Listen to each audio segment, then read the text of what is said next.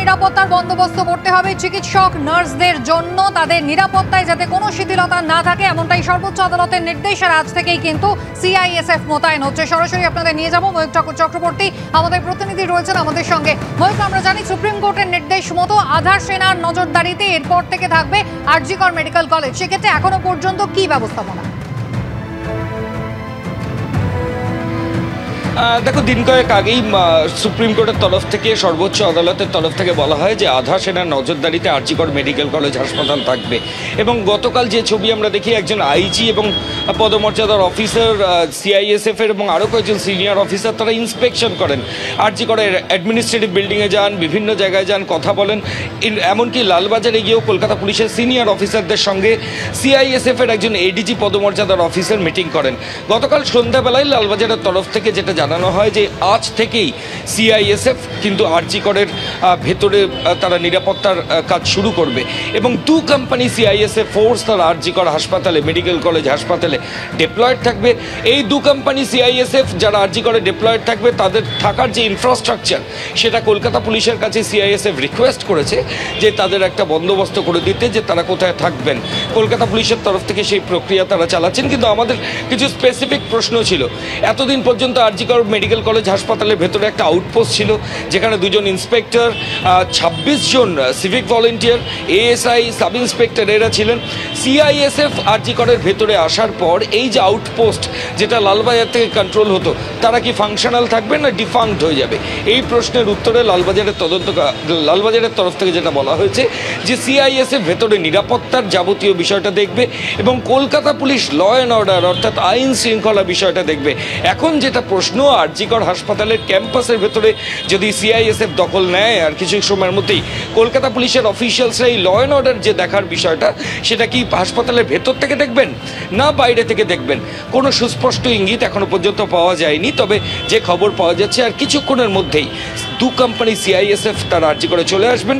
আজকে সকালেও সিআইএসএফ এর কয়েকজন অফিসিয়ালস তারা আসেন, বিশদে খতিয়ে দেখেন কোথায় কোথায় ডিপ্লয়মেন্ট করা যায়, এমার্জেন্সি থেকে, ট্রমা কেয়ার থেকে, বিভিন্ন যে বিল্ডিংগুলো রয়েছে, এছাড়াও ডে কেয়ার ইউনিট রয়েছে, তাছাড়াও আউটডোর রয়েছে, ছাত্রী এখানকার যারা স্টুডেন্টস তাদের হোস্টেল রয়েছে। সমস্ত জায়গায় কিন্তু এই সশস্ত্র অবস্থায় কেন্দ্রীয় বাহিনী বা সিআইএসএফ অফিসিয়ালসরা ডিপ্লয়েড থাকবেন। সেই ম্যাপিংও ইতিমধ্যেই শুরু হয়ে গেছে।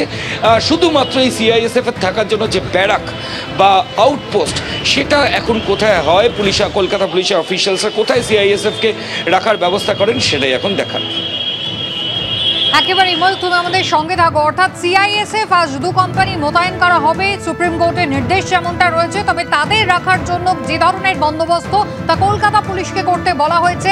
আর কিছুক্ষণের মধ্যেই সেই ডিপ্লয়মেন্টের কাজও শুরু হবে। তবে ইতিমধ্যেই কিন্তু চাপের মুখে পড়ুয়াদের দাবি মেনে আরজি কর মেডিকেলের 4 জন শীর্ষ আধিকারিককে সরানোর সিদ্ধান্ত নেওয়া হয়েছে।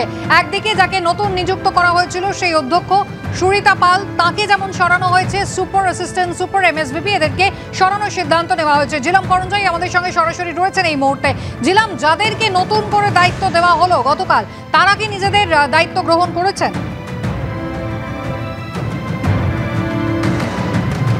এখন অবধি আমরা যেখানে রয়েছি সেটা হচ্ছে আরজি কর মেডিকেল কলেজ হাসপাতালের যে প্রশাসনিক ভবন, অ্যাডমিন বিল্ডিং, তার পাশে এবং আমাদের ঠিক সামনে রয়েছে প্ল্যাটিনাম জুবিলি বিল্ডিং, যেটা হচ্ছে প্রিন্সিপালের অফিস।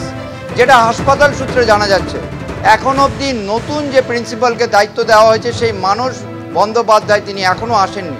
ঘনিষ্ঠ মহলে তিনি এই দায়িত্ব গ্রহণ করতে চাইছেন না, তার অনিয়া অনিচ্ছা ইত্যাদি প্রকাশ করেছেন। তবে স্বাস্থ্য দপ্তরের নির্দেশ তিনি মানবেন বলেই স্বাস্থ্যকর্তাদের আশা। অন্যদিকে সপ্তর্ষি চট্টোপাধ্যায়, যিনি বাঁকুড়ায় রয়েছেন উপাধ্যক্ষ হিসেবে যাকে বদলি করা হয়েছে, তিনি আজকে এখানে দায়িত্ব নিতে পারেন তেমন সম্ভাবনা রয়েছে বলে স্বাস্থ্য ভবন সূত্রে জানা যাচ্ছে। তার আসতে যতটা সময় লাগবে, কারণ সেখানেও তাকে রিলিজ অর্ডার দিতে হবে, রিলিজ নিয়ে তাকে আসতে হবে, পুরোটা একটা প্রক্রিয়া রয়েছে।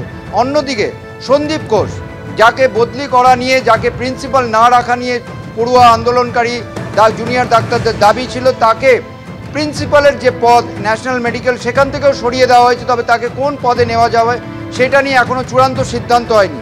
আজকে সুপ্রিম কোর্টে সিবিআইয়ের যে শুনানি আছে, সেই বিষয়ে সিবিআইয়ের যে বক্তব্য এবং রাজ্য সরকারের বক্তব্য, সব কিছুর দিকেই পড়ুয়া আন্দোলনকারীরা তাকিয়ে আছে। তাদের আন্দোলনের পথ কোন দিকে যাবে সেই নিয়ে এই মুহূর্তে আমাদের সঙ্গে রয়েছে শিবম সিং, তার সঙ্গে কথা বলবো। শিবম, এই যে পরিস্থিতি, বদলি হলো অ্যাসিস্ট্যান্ট সুপার যে সুইসাইড বলেছে তাকে বদলি করা হলো, প্রিন্সিপাল ইত্যাদি সব, তো আপনারা কি ভাবছেন এখন, আপনাদের পরবর্তী পদক্ষেপ কি?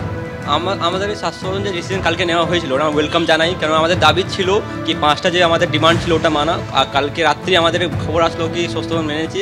আমাদের হায়ার হয়ে যেরকম MSVP, আমাদের new principal, HOD of chest medicine তাকে সরানো হোক, আর এটা স্বাস্থ্যভবন ভালো করে মেনে নিয়েছে, এটা আমি ওয়েলকাম জানাই। আমরা আজকে আপনারা কি করবেন, আন্দোলনের প্রতিবাদ কি হবে, আপনারা কি ক্যারি অন করবেন, জিবি হওয়ার কথা আছে, সেগুলো নিয়ে কি বলবেন? প্রোটেস্ট তো চলবে আনটিল আমাদের দিদি জাস্টিস না হোক ততদিন চলবে। আর আজকে সুপ্রিম কোর্টে হিয়ারিং আছে, ওটা আমরা দেখব, মঞ্চ থেকেই লাইভ দেখব। আর তারপরে আমাদের ইন্টার কলেজ জিবি মিটিং তার একটা 1:30টার দিকে, তারপরে বিকালে 5টার দিকে ইন্টার কলেজ পুরো ওয়েস্ট বেঙ্গলের জিবি মিটিং আছে। তারপরে আমাদের আবার ডিমান্ড কি হয়েছে ডিসাইড করা। শুনতেই পাচ্ছ যে বিকেল 5টা নাগাদ চূড়ান্ত একটা চিত্র পাওয়া যাবে, তার আগে তারা অবশ্যই নজর রাখবে এই সুপ্রিম কোর্টের হিয়ারিংয়ের দিকে। পরবর্তীকালে দুপুরে তারপরে তারা একটা সিদ্ধান্ত নেবেন, লোকাল যারা রয়েছেন জিবি বৈঠক করবেন, যারা প্রতিনিধিরা এখনও রয়েছেন, তারপরে সারা রাজ্যব্যাপী যারা আন্দোলনকারী তাদের সঙ্গে কথা বলে বিকেল নাগাদ আন্দোলনের গতিমত কি সেইটা নিয়ে সিদ্ধান্ত নেবে। তবে এখন সকলের নজর যে নতুন অধ্যক্ষ মানস বন্দ্যোপাধ্যায় দায়িত্ব নেন কিনা, কখন উপাধ্যক্ষ দায়িত্ব নেবেন, এবং পরবর্তীতে এই যে আন্দোলন কোন দিকে যায় সেই দিকেই নজর রাখা হচ্ছে। একেবারেই ঝিলাম, ধন্যবাদ।